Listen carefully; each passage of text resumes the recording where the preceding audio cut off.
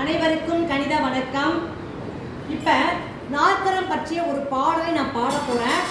என்னோட சேர்ந்து நீங்களும் பாட போறீங்க. அந்த பாடல் வழியாக நம்ம என்ன தெரிஞ்சுக்க போகிறோம் அப்படின்னா, நாற்கரத்தினுடைய குடும்பம், அதோடைய வகைகள் என்னென்ன அப்படிங்கிறத இந்த பாடல் வழியாக தெரிஞ்சுக்க போகிறோம்.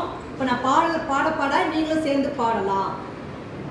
கணக்காக 4 பக்கம் மாறி மாறி சேர்ந்திருக்க புதுசாக பேரு வாங்கும் ஒண்ணு கண்ணு, அது நாற்கரத்தின் 7 வகை செல்லக்கண்ணு. கணக்காக 4 பக்கம் மாறி மாறி சேர்ந்திருக்க புதுசாக பேரு வாங்கும் ஒண்ணு கண்ணு, அது நாற்கரத்தின் 7 வகை செல்லக்கண்ணு.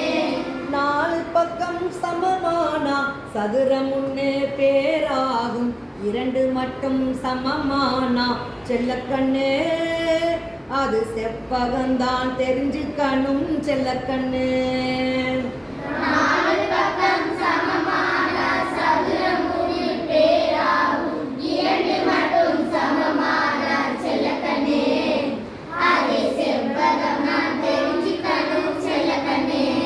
எதிரான கோணங்களும் எதிரான பக்கங்களும் இணையாகும் இணைகரத்தின் செல்லக்கண்ணு, இது சமமானால் சாய் சதுரம் செல்லக்கண்ணு.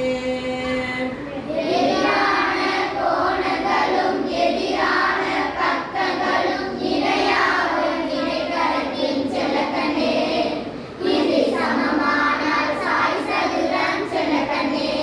இணையான பக்கம் 2 உருவான ஓர் வடிவம் சரிவகம்தான் அதன் பேரு செல்லக்கண்ணு, இது 2 வகை இருக்குதுன்னு செல்லக்கண்ணு.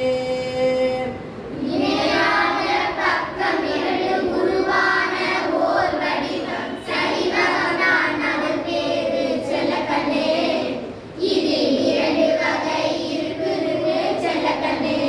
சதுரத்தோடு செவ்வகம்தான் இணைகரம் சாய் சதுரம் சரிவகத்தில் 2 வகை செல்லக்கண்ணு, இவை நாற்கரத்தின் குடும்பம் ஒண்ணு சொல்லுக்கண்ணு, இவை நாற்கரத்தின் குடும்பம் ஒண்ணு சொல்லுக்கண்ணு.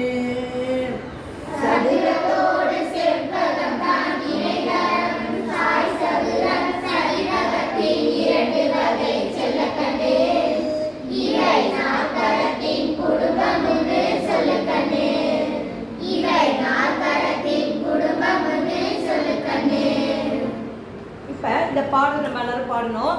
இந்த பாடல் வழியாக நம்ம தெரிஞ்சுக்கிட்ட விஷயம் என்ன அப்படின்னா, நாற்கரத்தின் குடும்பம்னு சொல்கிறோம் பார்த்தீங்களா, அதில் 7 வகை என்னென்ன இருக்குது அப்படின்னா, சதுரம், செவ்வகம், சாய் சதுரம், சரிவகம், அப்புறம் இருசம பக்க சரிவகம், இணைகரம், இவை அனைத்தும் சேர்ந்தது தான் நாற்கரம் அப்படிங்கிறத இந்த பாடல் வழியாக நம்ம தெரிஞ்சுக்கிட்டோம். எல்லாருக்கும் பிடிச்சிருந்துச்சுங்களா? ஓகே, தேங்க்யூம்மா, தேங்க்யூ.